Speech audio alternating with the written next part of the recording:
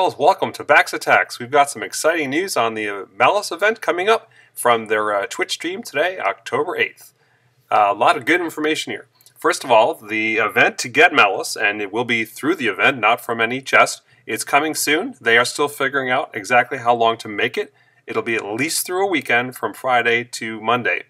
The big thing to know is that this is going to be a kingdom event. It's not your individual points that will matter, but how many the kingdom overall can get together.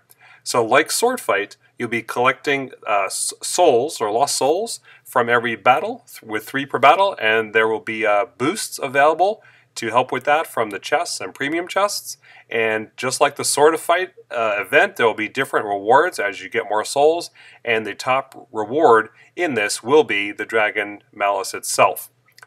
Beyond that, there's going to be a special leaderboard in order to get a new Malice statue. That's going to be a very competitive event. That statue will have a chance that your troops, when they die, are going to be cursed in order to raise an undead to fight against the rest of your troops. So in other words, one of Malice's spells. And in competing for this leaderboard, using Malice will get bonus lost souls. So folks will try to get Malice as soon as possible to try to give a bonus in the leaderboard for those who are interested in the very competitive statue. Now, one thing that they tried to state during the stream, and we'll see when we get the details of it, is they really wanted to try to make it more accessible to get Malice than it was to get Isabeau in the Sword Fight event. In fact, one of the developers said, "We've learned our lesson." I really hope that is the case here. I'm really hoping that in order to get Malice, that a kingdom that is decent size and highly active and motivated will be able to get Malice all together without having to pay a lot of money to get that. Now for the statue, I understand why that would be a very competitive event and need to invest more time and resources to get that.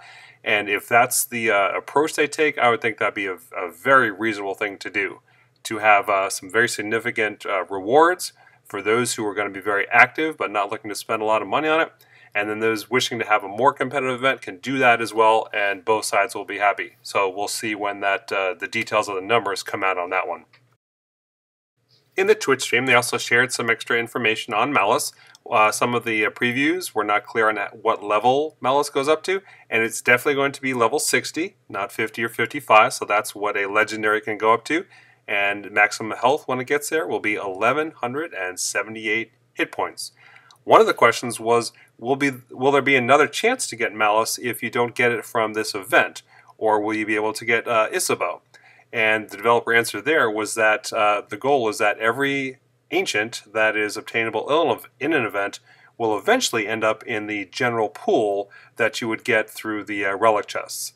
But that could take a little while. For Yagumo, for example, they said 6 weeks after the event, Yagumo will be generally available. Malice is probably going to take longer before it shows up as a regular item, and they may have a second event to bring another chance to get back Malice. They may do that for Banemaw as well. So that is good news that it's not the only way to get things through an event, but if you do want it early and first, you will have to work at it. Also, they're going to have something called MVP awards within the Malice event. There weren't a lot of details on that, but for example, the King, Sentinels, and Lords in the kingdoms that do a great job at getting the Lost Souls points will get certain MVP rewards and kind of a status symbol there. And also we'll have the opportunity to nominate those in the kingdom who we think do a great job at helping the kingdom to get Malice. So we'll find out more on that one later, but that looks kind of interesting. And they really did try to stress again that it won't be as competitive to get Malice herself, but that the statue event will be pretty brisk.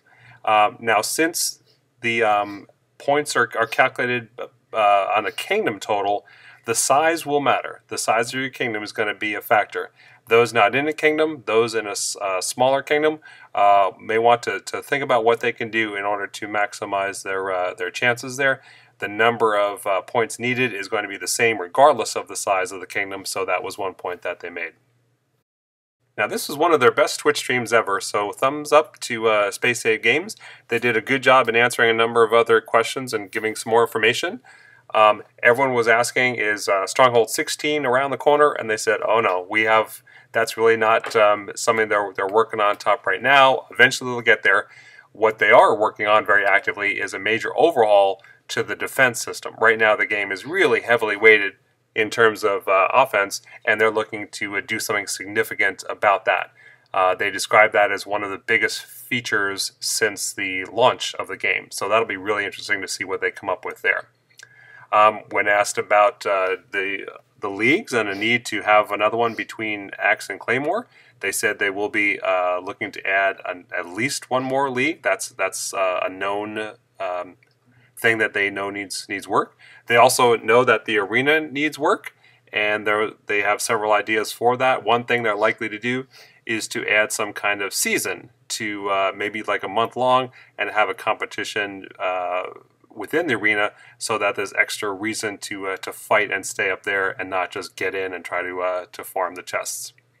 They talked about the Zolonia rebalance. They tried to avoid the N word, but they did nerf, that is, and they did say that they have reduced her effectiveness through the changes that they made. They said there was no other change to that first spell beside the spell duration on the damage reduction. And they said that they're going to watch the win stats and how often Zolonia is used, and they may even bounce her back up a little bit. They didn't want to totally take her out as an ancient and say RIP Zolonia, but they really did feel they needed to do something about the win rates.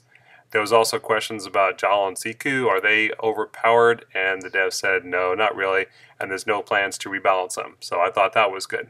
The reason they're so popular, though, is that right now spell towers are extremely damaging and dangerous within the defenses.